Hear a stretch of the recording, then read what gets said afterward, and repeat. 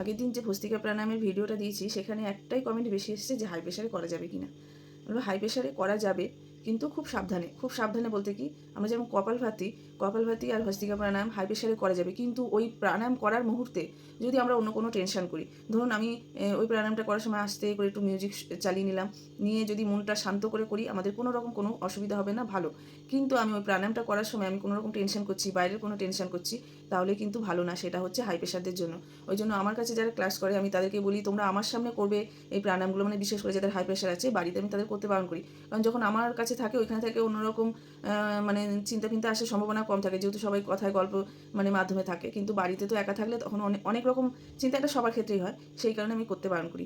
আর যেটা হাই প্রেশারে যে প্রাণায়াম করবে খুব ভালো, খুব কাজে, যেটা করবে কোনো কঠিন প্রাণায়ামে যাওয়ার দরকারই নেই। অনেক রকম অনেক প্রাণায়াম আছে, অনেক কঠিন কঠিন প্রাণায়াম আছে, যাওয়ার দরকার নেই। কারণ আমি নিজে যখন বাড়িতে একা করবো আমি ঠিক করছি কি না, ভুল করছি, কেউ সেরকমভাবে বলে দেওয়ার নেই, বা নিজেও যে করছি সেটা নিজের ঠিক করছি কিনা বোঝারও তো একটা ব্যাপার রয়েছে।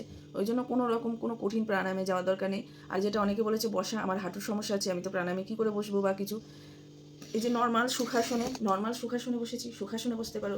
যাদের হাঁটু ভাঁজ করতে পারবে না তারা নর্মাল এরমভাবে বসতে পারো। এরমভাবে বসে মেন আমাদের এই স্পাইনটা যেন সোজা থাকে, মেরুদণ্ডটা যেন সোজা থাকে, ঠিক আছে। এবার যদি মনে করছে যারা নিচে বসতে পারবে না, বসার দরকার নেই, খাটে বসে করতে পারবে বা চেয়ারে বসে করতে পারবে, ঠিক আছে। কিন্তু আমার মেন হচ্ছে আমি যখন ব্রিথটা নেবো আমার সোজা যেন একদম আমার নাভি পর্যন্ত যায়, আবার ওপর থেকে যেন বেরোয়। সুতরাং আমার মেন পশ্চাৎ যেটা ঠিক করতে হবে, আমার এটা সোজা রাখতে হবে, একদম বডি সোজা রাখতে হবে। নিচ পোর্শন মানে পা থেকে যা খুশি হোক আপনি বসে থাকুন, কোনো রকম কোনো কঠিন যে আমাকে পদ্মাসনে বসে করতে হবে, পায়ের ওপর পা তুলে বসে, কোনো রকম কোনো এরকম কোনো কিছু নেই। আমাদের মেন ব্রিদিং সিস্টেমটা যেটা আমাদের এখানে যাবে সেইটাকে আমার ঠিক করতে হবে, ঠিক আছে। এইটা হচ্ছে একটা গেল। দ্বিতীয়টা হচ্ছে, যারা মনে করছে যে আমি অনেকক্ষণ এরমভাবে সোজাভাবে বুঝতে পারছি না, এটা যাদের কোমরে স্পাইনে কষ্ট আছে, মানে ব্যথা আছে, তারা এরমভাবে অনেক সময় বসতে পারে না, ব্যথা হয়।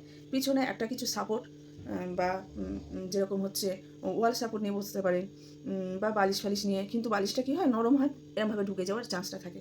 এমন কিছু একটা শক্ত জায়গায় সাপোর্ট নিয়ে বসতে হবে। চেয়ারে বসতে পারেন, একদম সোজা যে চেয়ার, স্পাইনটাকে সোজা করে একদম বসতে পারেন, এটাতে কোনো অসুবিধা নেই। মেন হচ্ছে আমাকে এরমভাবে সোজা টান হয়ে বসতে হবে, ঠিক আছে। এইবার আমি দেখাবো যে কোন হাই প্রেশারের জন্য কোন প্রাণায়ামটা, আর এই প্রাণায়ামটা করার আগে একবার প্রেশারটা চেক করে নিও, প্রাণায়ামটা করার পর একটু প্রেশারটা চেক করে দেখো, তোমরা নিজেরাই পার্থক্য বুঝতে পারবে। আর অন্য কোনো প্রাণায়ামে যাওয়ার দরকার নেই, বিশেষ করে হাই প্রেশারদের জন্য বলছি, ঠিক আছে। তা চলো এটা দেখে নাও। প্রথমে আমি একদম কিন্তু স্পাইন সোজা রয়েছে। এবার আমার আমার এই সাইডটা ডান দিক আর এটা বাঁ দিক। বাঁ দিকটা হচ্ছে মেয়েদের হচ্ছে খুব ভালো, মেয়ে ছেলে মানে চন্দ্রায়ন। বাঁ দিকটা হচ্ছে আমাদের দেখবে যখন তোমরা রাত্রেবেলা শোবে বা এমনি সময় নর্মালি যদি নাও, আমরা কিন্তু দু সাইড দিয়ে একই রকম নিই না, কোনো সাইডে বেশি কোনো সাইড। বাঁ দিক থেকে নিলে কিন্তু শরীর মনে করবে যে খুব ভালো আছে। আর যাদের ডান দিক থেকে হয়, মানে হাওয়াটা বেশি ওঠে, ব্রিথটা বেশি ওঠে, তাদের শরীরের কোনো রকম কোনো সমস্যা আছে, সেই জন্য কিন্তু ডান দিক থেকে ব্রিথটা হচ্ছে। ডান দিক হচ্ছে সূর্যায়ন আর বাঁ দিক হচ্ছে চন্দ্রায়ন, ঠিক আছে। এবার এইটা হচ্ছে নাম চন্দ্রভেদী প্রাণায়াম। আমরা যে প্রাণায়ামটা করব সেটার নাম হচ্ছে চন্দ্রভেদী প্রাণায়াম। এবার আমি ডান হাত দিয়ে ডান সাইডে, এই বুড়ো আঙুল দিয়ে ডান সাইডে চেপে রাখবো, ভালো করে চাপবো।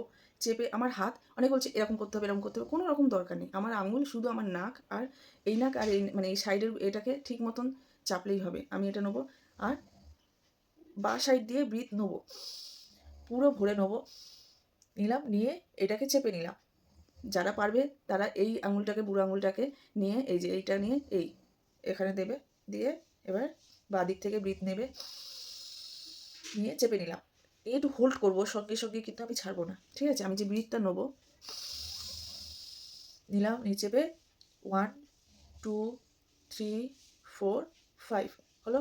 এবার ডান সাইডে আমি ছেড়ে দেবো, ডান সাইডে ব্রিথটা ফেলবো,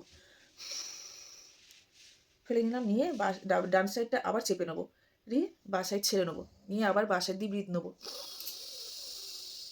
চেপে 1 2 3 4 5, ডান সাইড ছেড়ে ডান সাইড দিয়ে ব্রিথটাকে ছাড়বো,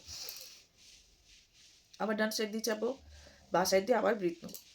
মানে আমাদের একটাই সোজা হিসাব মনে রাখবে, আমরা শুধু ব্রিথ নেবো বাঁ সাইড দিয়ে আর ছাড়বো হচ্ছে ডান সাইড দিয়ে। মানে ইনহেল করবো আমরা হচ্ছে বাঁ সাইড দিয়ে লেফট সাইডে, ঠিক আছে, আর এক্সহেল করবো রাইট সাইডে।